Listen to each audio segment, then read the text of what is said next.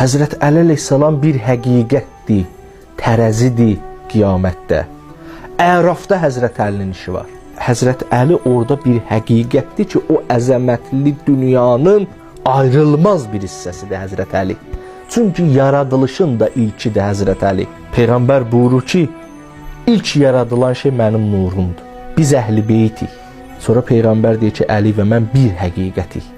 Peyğəmbər buyurur ki, əgər Əlidən danışsam, Allahlaşdıracaqsınız. Olduğu kimi danışa bilmərəm.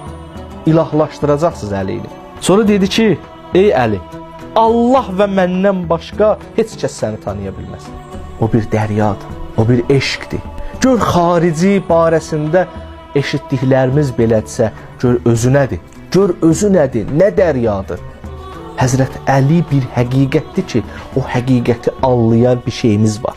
Bizim içimizdə bir ruh var, bizim içimizdə bir qəlb var ki, o qəlb həqiqətləri görə bilir. Həzrət Əli bir həqiqətdir.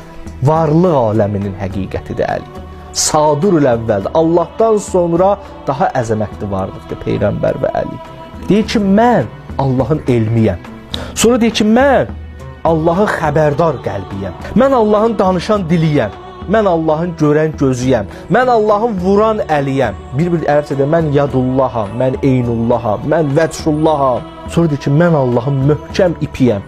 Urvətül vüsqayam mən. Mənəm Allahın böyük nişanəsi. Ayatullahül əkbər mənəm və mənəm Allahın böyük xəbəri.